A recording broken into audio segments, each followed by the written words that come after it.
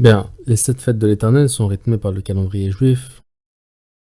Le calendrier juif qui est à la fois civil entre le mois de Tishri et le mois d'Elul et religieux entre le mois de Nissan et le mois d'Adar. Voici donc les 7 fêtes de l'Éternel avec la première, donc la fête de la Pâque qui avait lieu le 14 du mois de Nissan, puis le lendemain la fête des pains sans levain, puis la fête de la moisson qui avait lieu au moment de la moisson, et ensuite la fête de la Pentecôte qui avait lieu 50 jours après la fête de la moisson, qu'on appelle aussi la fête des prémices, puis la fête des trompettes qui avait lieu le premier mois de Tishri, ensuite la fête des expiations qui avait lieu le 10 de Tishri, et enfin la fête des tabernacles qui avait lieu le 15 de Tishri. Voici donc les explications des 7 fêtes de l'Éternel selon la doxa évangélique. Donc on a d'abord la Pâque qui correspondrait au sacrifice du Seigneur à la croix, puis les fêtes des pains sans levain le lendemain qui correspond à l'enterrement du Seigneur, la fête des prémices qui correspondrait à la résurrection du Seigneur, 50 jours après, la Pentecôte qui correspond à la venue du Saint-Esprit, le premier Tishri, la fête des trompettes qui correspondrait à l'enlèvement de l'Église, puis le 10 de Tishri, les expiations qui correspondraient à la repentance générale d'Israël, et enfin la fête des tabernacles qui correspondrait à la descente de la Nouvelle Jérusalem. Bien entendu, tout ceci est faux, tant dans les correspondances que dans la chronologie, à l'exception de 2 ou 3 fêtes, nous allons voir dans un instant. Alors Moïse convoqua tous les anciens d'Israël et leur dit ceci. Dieu s'est adressé à moi.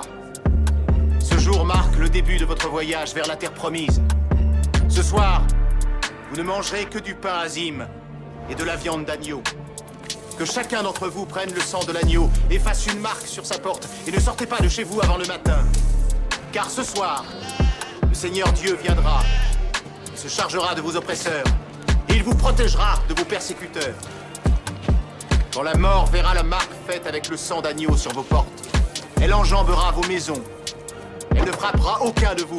Mais une fois que nous aurons quitté ce pays, il faudra vous souvenir et fêter cette nuit. Car cette nuit est la nuit de Pâques.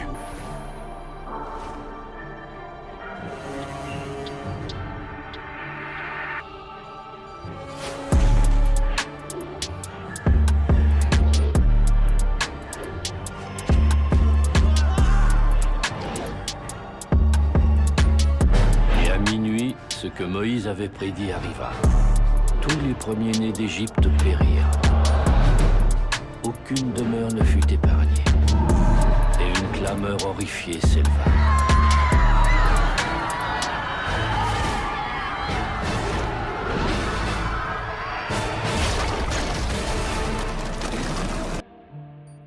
Bien, je vous épargne les significations historiques des 7 fêtes de l'Éternel, vous irez lire dans Lévitique chapitre 23. En ce qui concerne la correspondance actuelle, la Pâque correspond effectivement au sacrifice du Seigneur et à la nouvelle naissance, selon 1 Corinthiens 5, verset 7. C'est bien à tort que vous vous glorifiez. Ne savez-vous pas qu'un peu de levain fait lever toute la pâte ? Faites disparaître le vieux levain, afin que vous soyez une pâte nouvelle, puisque vous êtes sans levain, car Christ, notre Pâque, a été immolé. Célébrons donc la fête, non avec du vieux levain, non avec un levain de malice et de méchanceté, mais avec les pains sans levain de la pureté et de la vérité. La fête des pains sans levain, célébrée le lendemain de Pâques pendant 7 jours, correspond à la parole de Dieu, pure, sans fausse doctrine, comme nous venons de le lire. Pour rappel historique, la pâte n'avait pas eu le temps de lever dans les fours, Israël a dû partir avec précipitation pendant la nuit. Bien, la fête la plus importante pour comprendre l'enlèvement de l'Église, la fête de la moisson, ou dite aussi la fête des prémices. La fête de la moisson correspond à la résurrection du Seigneur, à la résurrection des morts, à l'enlèvement de l'Église, selon Matthieu 13, versets 36 à 43. Alors il renvoya la foule et entra dans la maison. Ses disciples s'approchèrent de lui et dirent « Explique-nous la parabole de l'ivraie du champ. » Il répondit, « Celui qui sème la bonne semence, c'est le Fils de l'homme. Le champ, c'est le monde. La bonne semence, ce sont les fils du royaume. L'ivraie, ce sont les fils du malin. L'ennemi qui l'a semé, c'est le diable. La moisson, c'est la fin du monde. Les moissonneurs, ce sont les anges. Or, comme on arrache l'ivraie et qu'on la jette au feu, il en sera de même à la fin du monde. le Fils de l'homme enverra ses anges qui arracheront de son royaume tous les scandales et ceux qui commettent l'iniquité, et ils les jetteront dans la fournaise ardente où il y aura des pleurs et des grincements de dents. Alors les justes resplendiront comme le soleil dans le royaume de leur Père. Que celui qui a des oreilles pour entendre, entende. La fête de la moisson correspond également aux 144 000 d'Israël pour l'Éternel dans Apocalypse 7, versets 1 à 8. Pour rappel, la fête des prémices consistait pour le peuple d'Israël à apporter une gerbe de blé, une gerbe de la première récolte, afin qu'elle soit agitée de part et d'autre par le sacrificateur et que la récolte soit bénie. Après cela, je vis 4 anges debout aux 4 coins de la terre. Ils retenaient les 4 vents de la terre, afin qu'il ne soufflât point de vent sur la terre, ni sur la mer, ni sur aucun arbre. Et je vis un autre ange qui montait du côté du soleil levant, et qui tenait le sceau du Dieu vivant. Il cria d'une voix forte aux 4 anges à qui il avait été donné de faire du mal à la terre et à la mer, et il dit : ne faites point de mal à la terre, ni à la mer, ni aux arbres, jusqu'à ce que nous ayons marqué du sceau le front des serviteurs de notre Dieu.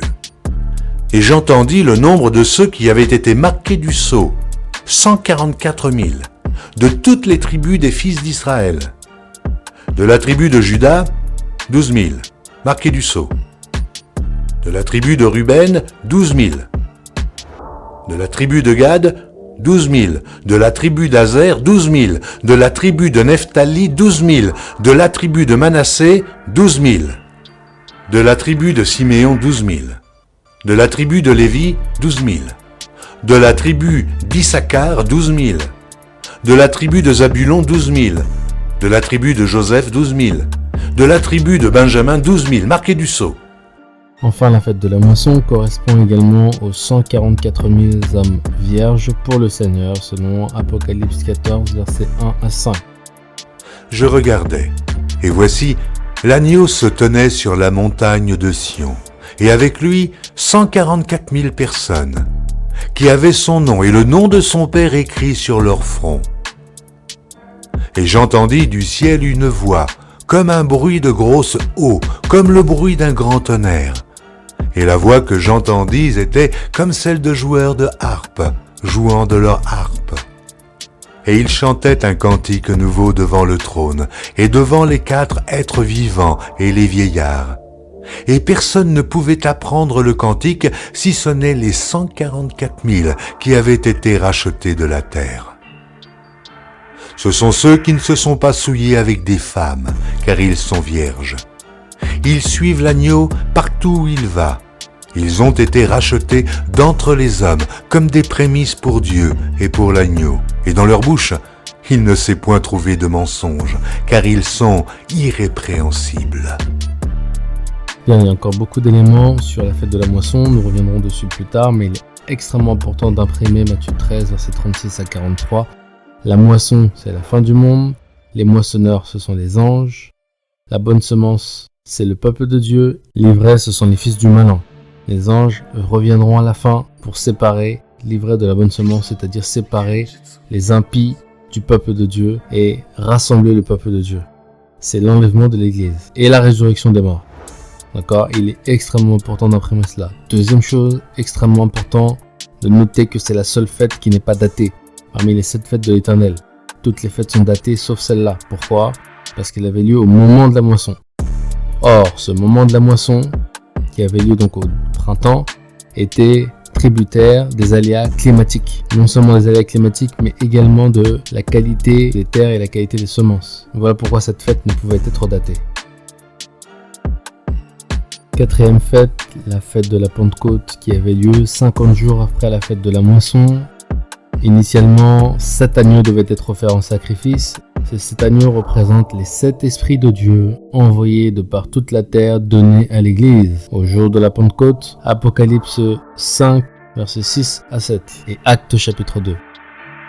Et je vis au milieu du trône et des 4 êtres vivants et au milieu des vieillards un agneau qui était là, comme immolé. Il avait 7 cornes et 7 yeux, qui sont les 7 esprits de Dieu envoyés par toute la terre. Il vint, et il prit le livre de la main droite de celui qui était assis sur le trône. Je vous épargne Actes chapitre 2, chapitre relatif à la diffusion du Saint-Esprit qui normalement doit être maîtrisé. Cinquième fête, la fête des trompettes, le 1er de Tishri. Cette fête correspond tout simplement à la sainte convocation qui préfigure les réunions de culte qui sont effectuées dans la plupart des pays le jour de repos, c'est-à-dire soit le samedi ou soit le dimanche, étant donné que le calendrier a été modifié lorsqu'on est passé au calendrier grégorien. Sixième fête, le jour des expiations qui représente le sacrifice de Christ à la croix. 1 Jean 4, verset 10. Et cet amour consiste, non point en ce que nous avons aimé Dieu, mais en ce qu'il nous a aimés et a envoyé son Fils comme victime expiatoire pour nos péchés. Septième et dernière fête, la fête des tabernacles qui avait lieu durant 7 jours, en souvenir des 40 années passées sous les tentes dans le désert, représente le pèlerinage de la vie chrétienne terrestre avant l'entrée dans la Jérusalem céleste. Représente aussi la mobilité de l'église missionnaire. En résumé, il n'y a donc aucune chronologie entre la première et la septième fête. Pâques, qui est la première fête, les expiations, qui est la sixième fête, représentent la même chose, le sacrifice de Christ à la croix. De même, l'enlèvement de l'église correspond à la troisième fête, qui est la fête des prémices. Souvenez-vous, la fête des prémices, il s'agissait pour chacun de rapporter une gerbe de blé, une gerbe de la première récolte auprès du sacrificateur afin que l'ensemble de la récolte soit béni. La seule fête qui ne soit pas datée parmi les 7 fêtes de l'Éternel. Pourquoi ? Parce qu'elle avait lieu au moment de la moisson, c'est-à-dire au printemps entre mars et mai. Moisson qui dépendait des aléas climatiques, de la qualité des sols et des semences. Pour ce qui est du jour et de l'heure, personne ne le sait, ni les anges des cieux, ni le Fils, mais le Père seul.